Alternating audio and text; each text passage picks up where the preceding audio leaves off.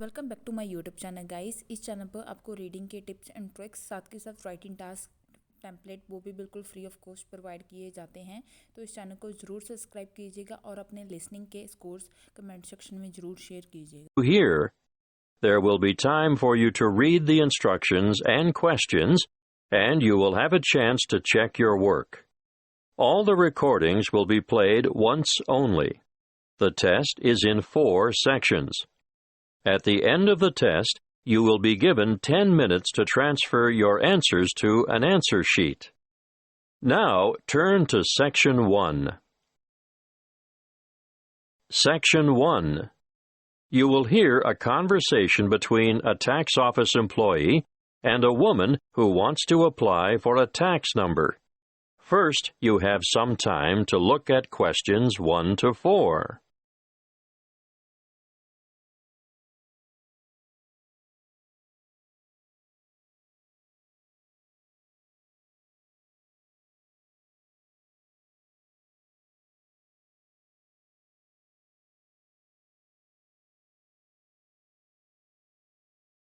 You will see that there is an example that has been done for you. On this occasion, only the conversation relating to this will be played first. Good morning, tax office. How can I help you? I'd like to apply for a tax file number. Are you a citizen? No, but I'm told I still need a number. So what is your residency status? Are you a permanent migrant or perhaps a temporary visitor? Oh, I'm a permanent migrant. The applicant is a permanent migrant, so the letter C has been circled. Now we shall begin. You should answer the questions as you listen, because you will not hear the recording a second time. Listen carefully and answer questions 1 to 4.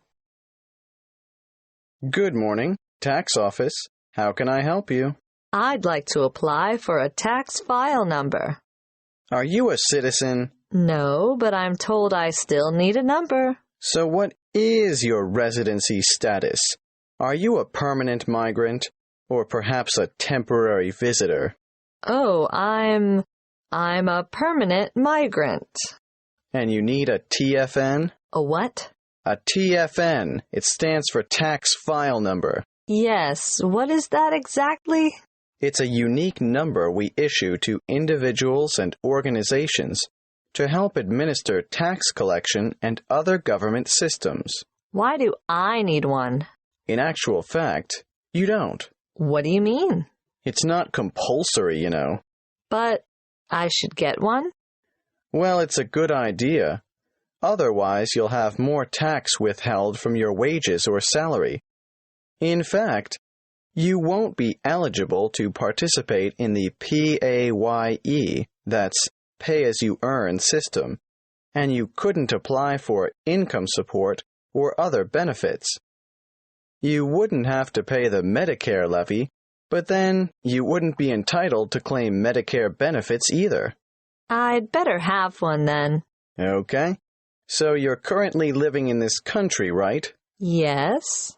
What kind of visa do you have? A working visa? Well, I did have one because after my student visa expired, I went back home and worked for a year before applying for a job here. The job turned out to be permanent and full-time, and my employers wanted me to settle here. So now I have a permanent migrant visa. Now, once you have a file number, you never need to reapply. Even if your circumstances change, for example, if you get married or decide to take an English name, they'll even use the same one when you retire and apply for a government pension. I see. Have you ever had a TFN before? No. Right. Let's get on with the application process now. Before you hear the rest of the conversation, you have some time to look at questions 5 to 10.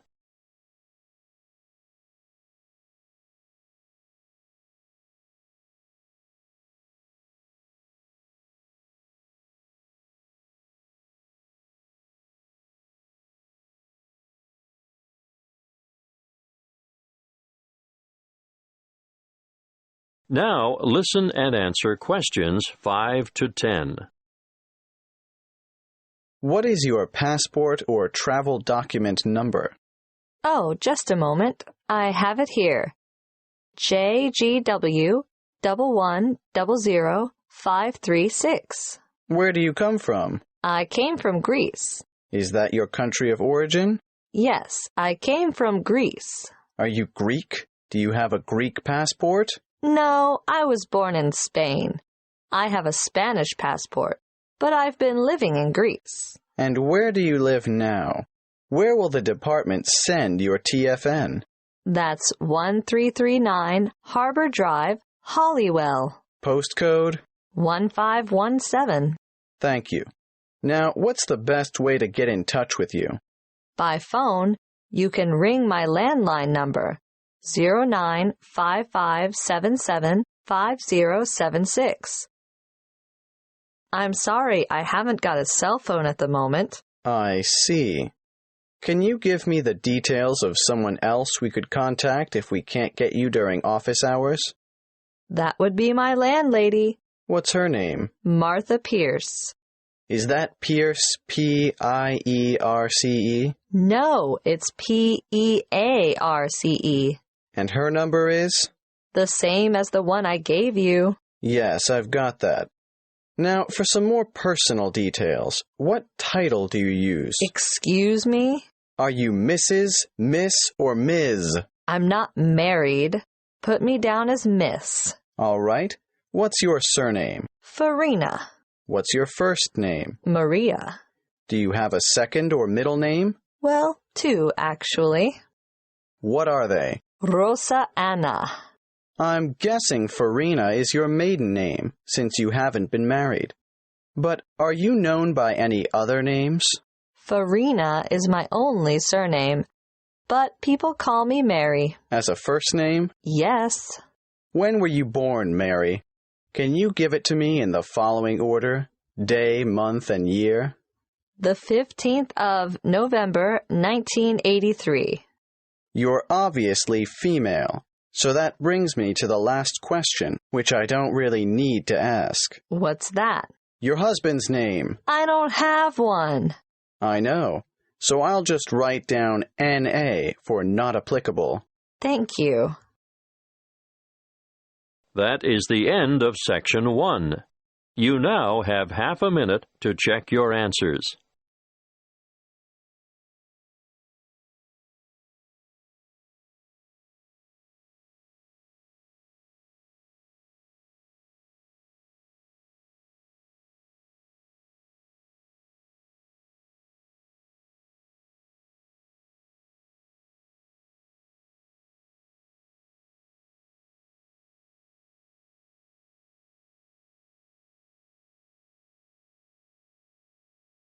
Now turn to Section 2. Section 2. You will hear a talk about keeping children safe on the Internet. First, you have some time to look at questions 11 to 16.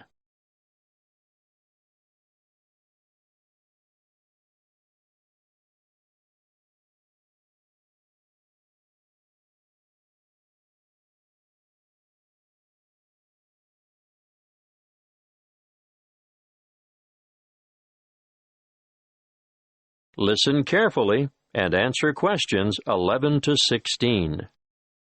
Thank you for coming.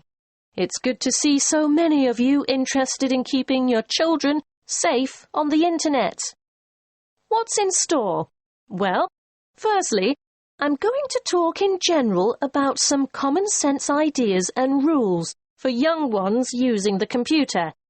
Then, I'll give you some information on free educational websites. Finally, we'll finish with question time. I'm sure most of you think that the Internet can be a frightening place in which to let your children roam loose.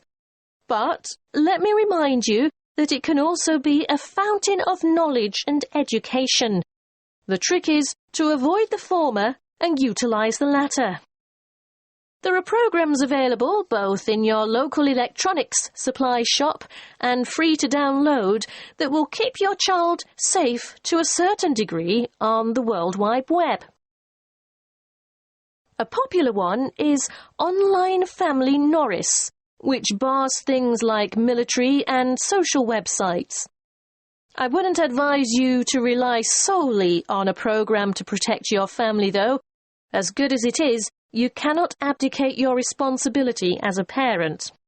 I'm sure you all know that, or you wouldn't be here. When all is said and done, the best way to keep children safe is to educate them and keep an eye on them. For this reason, you should make sure the computer which your child uses is kept in a communal space, where you can look over their shoulder from time to time.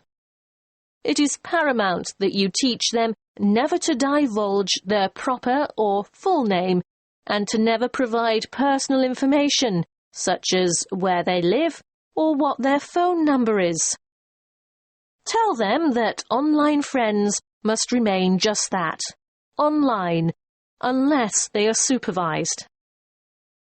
It is difficult, I know, to teach children about the dangers of the world when they are so naive, so trusting and innocent.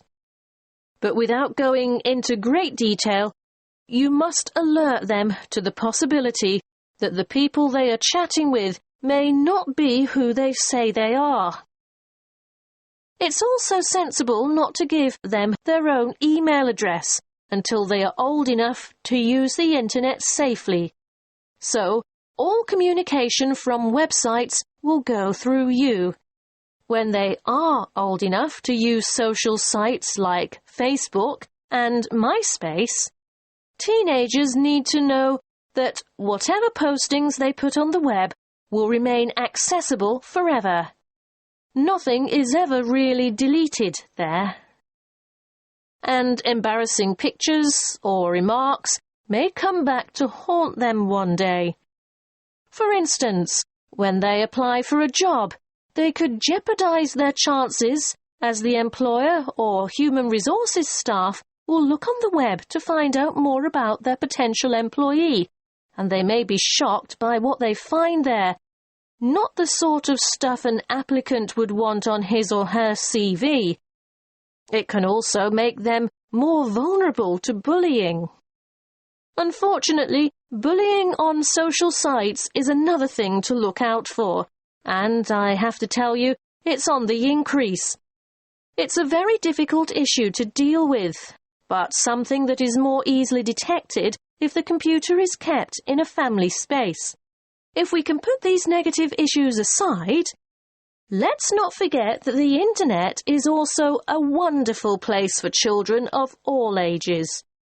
Teenagers may be mostly networking on social sites or completing research that they've been asked to do as part of their homework assignments, but younger children can get assistance with mathematics, spelling, and reading on a variety of free and paid-for sites. Before you hear the rest of the talk, you have some time to look at questions 17 to 20.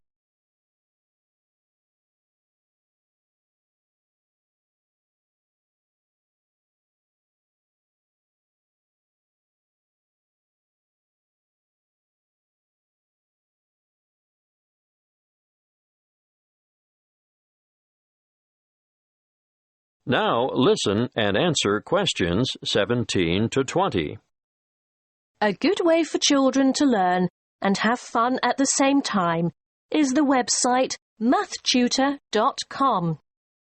They can practice mathematics on this site, no matter what their level, while they compete against other children from all over the world. And here's a fun way for primary school children to learn the spelling words for the week. It can be such a chore for some children. They just type them in and play games to learn them. What's that? The website? Oh, sorry. Yes, you'll need to go to spellcity.com for that. The one I'm going to tell you about now is one of the most practical sites that's popular with people of all ages.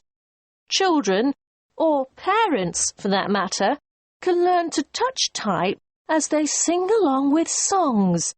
And there's a variety of funny characters to help you enjoy yourself as you learn. In this day and age, typing is essential. Everyone should be able to type fast and accurately. So, go to beeb.co/typing and try it out. Don't just leave it up to the kids. Here's a site that parents can use to download worksheets to extend their children by giving them further practice. It's called coolresources.com, and I can really recommend it, particularly for middle school students. Now, are there any questions? That is the end of Section 2. You now have half a minute to check your answers.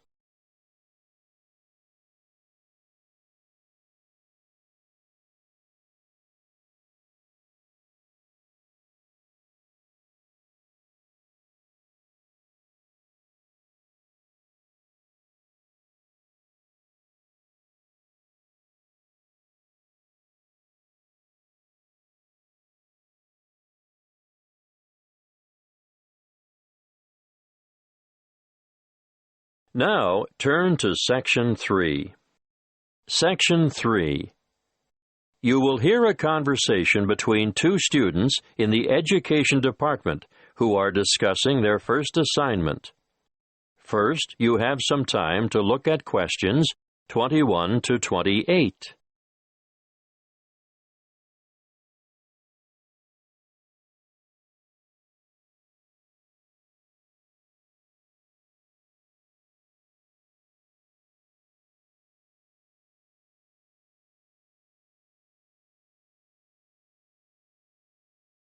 Listen carefully and answer questions 21 to 28.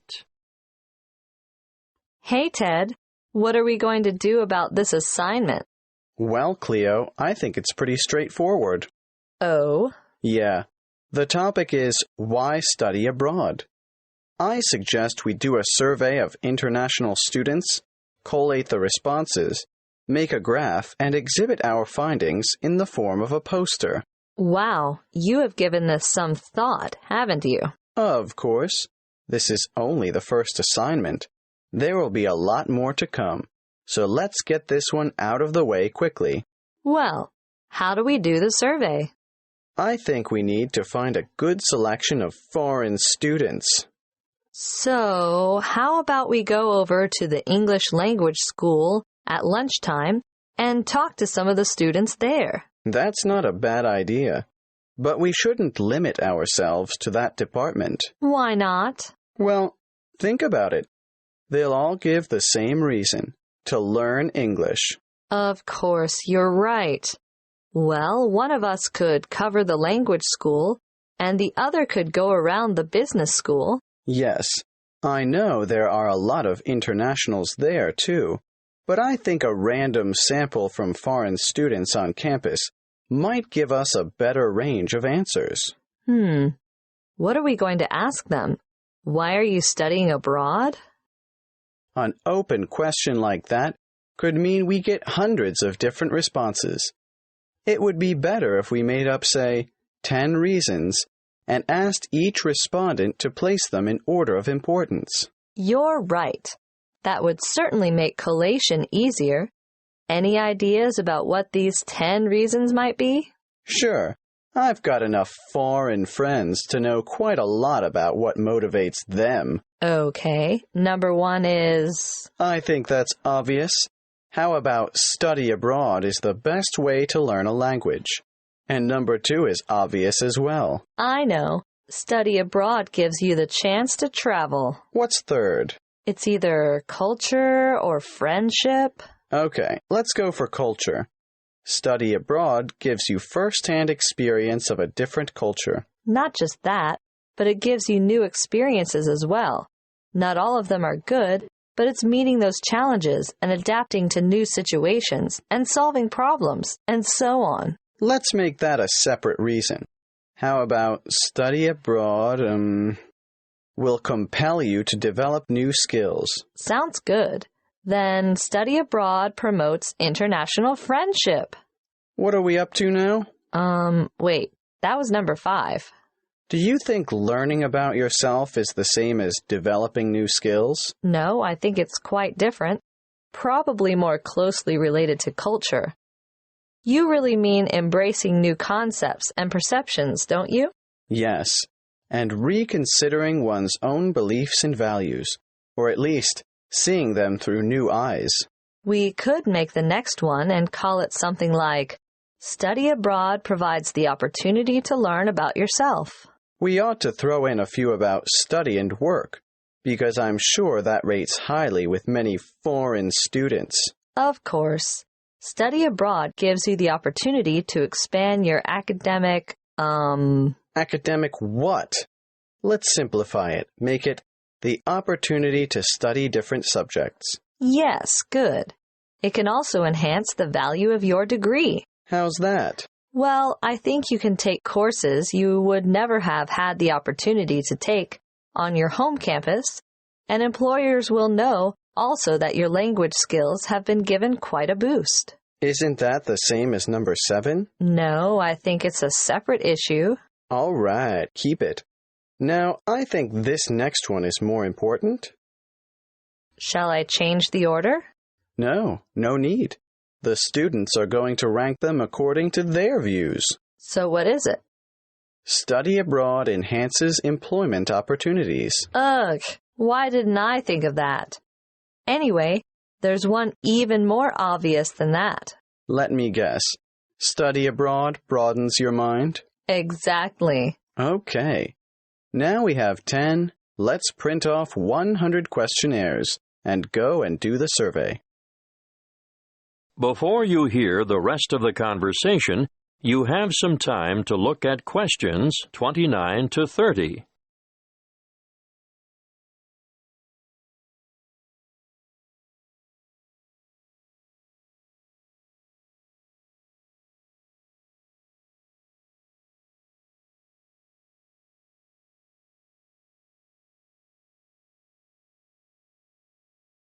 Now listen and answer questions 29 to 30. Did you hear about the National Geographic survey of American students between the ages of 18 and 24? Yes. It sounds as if they could benefit from study abroad. Did you know that only 1% of U.S. students currently study abroad? Anyway, back to that National Geographic survey. It was carried out internationally, and it was Sweden that came out on top. It's really amazing, isn't it? When given a map of the world, only 13% of American students were able to find Iraq, and the same for Iran. I know, and not surprisingly, I suppose, Afghanistan didn't fare much better.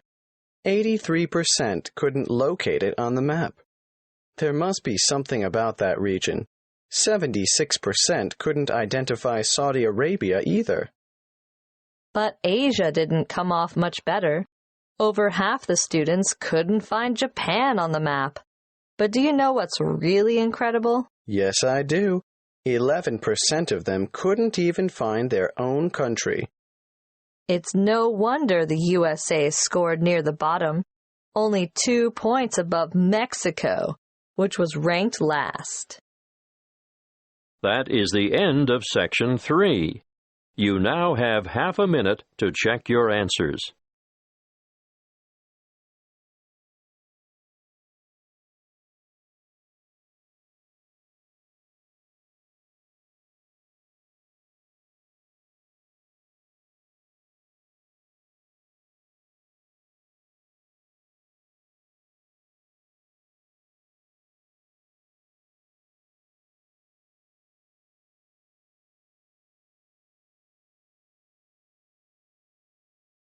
Now turn to Section 4. Section 4. You will hear a talk given by a lecturer in the Art History department. First, you have some time to look at questions 31 to 40.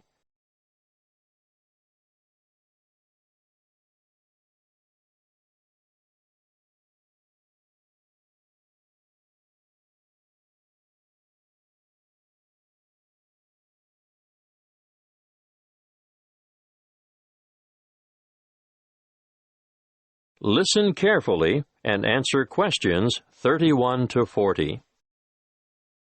In this lecture today, I'm going to introduce you to an American painter, Charles Willson Peale. You may be familiar with his portraits, but did you know that he never even saw a painting till he was a grown man? He was born in Maryland in 1741. His father died when he was 9, and the family struggled financially for the next few years, and Charles became a saddle-maker's apprentice.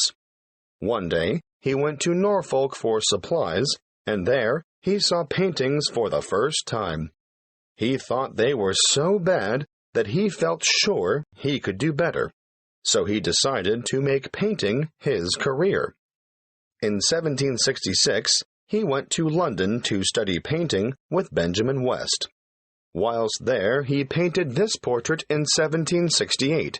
See Slide 1, Pitt as a Roman senator. Notice how elaborately symbolical this portrait is.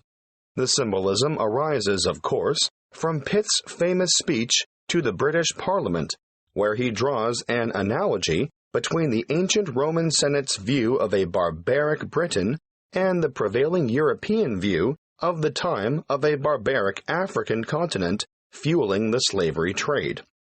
Perhaps you didn't know that the Romans used Britons as slaves. But I digress. Back to Peale. He returned to America and in 1772 painted the first ever portrait of George Washington. See Slide 2. In 1773, he painted a group portrait of himself, his wife, mother, brothers, sister, his old nurse, and an unidentified baby. Just look at the slide. This painting is simply called The Peale Family, and you can almost feel the exuberance of the family and their warmth towards one another. He enjoyed great success as a portraitist prior to the Revolution, and served with distinction in the Revolution. During this time, he became friends with George Washington, Benjamin Franklin, and Thomas Jefferson. After the war, he continued to paint, and when his wife died in the 1790s, as a result of her 11th pregnancy, he remarried. He had 17 children in all, naming the sons after famous painters or scientists. Although perhaps best known for his portraits of famous people, Peale liked novelty. Look at this slide of his two sons, Raphael and Titian, life-size, climbing a narrow stairway. This painting, The Staircase Group, 1795, was exhibited in a doorway as a trompe-l'oeil. And it is said that it did, in fact, fool the eye of George Washington. Even as far back as 1772, we can see his desire for difference in Rachel weeping. It's a rather macabre portrait of his first wife crying over the death of one of their children, their daughter Margaret. I'd like to show you one more slide to demonstrate his innovative approach. This is a portrait of his brother, James, sitting at his desk at night, with only his face illuminated by a lamp. This was painted much later than the others, in 1822. You know, Peale believed anyone could learn to paint, and he taught painting to his brothers, sisters, sons, daughters, nephews, nieces, and other relatives. 4 of his sons, Titian, Rubens, Rembrandt, and Raphael, became painters, as did his brother James. Before I finish, I'd like to tell you a bit more about Peale. He was active in politics for several years, and throughout his life, he maintained a lively interest in many branches of science. He was also an inventor who gained patents for a fireplace, porcelain false teeth, and a new kind of wooden bridge. He collaborated with Thomas Jefferson on what was known as the polygraph, a kind of portable writing desk. But it wasn't any ordinary desk. This one could make several copies of a manuscript at once. He also wrote papers on a wide variety of subjects, from hygiene to engineering. Oh, and he also tried his hand at inventing a fairly primitive but innovative motion picture technique, new types of eyeglasses, and a velocipede, which is a precursor to the bicycle. Now, some of the original velocipedes had pedals and some didn't. You sort of scooted along on them using your feet. Unfortunately, I can't remember which type it was that Peel worked on. He's also remembered for his work as a naturalist. He established the first scientific museum in America, and he even invented his own system of taxidermy. For those of you who aren't sure what taxidermy is, it's the art of preparing, stuffing, and presenting dead animals so that they appear lifelike. He was also well ahead of his time in that he placed his animals in a simulated natural environment. His most magnificent exhibit, however, was the complete skeleton of an extinct mammal known as a mastodon, which he helped excavate. The event was memorialized in his extraordinary painting, The Exhuming of the Mastodon.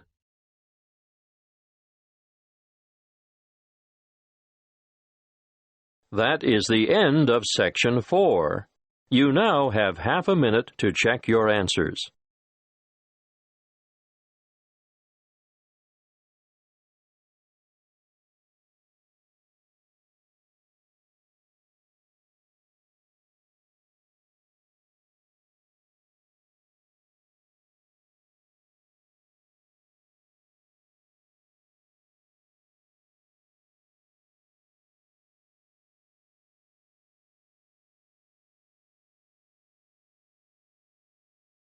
That is the end of the listening test. You now have 10 minutes to transfer your answers to the listening answer sheet.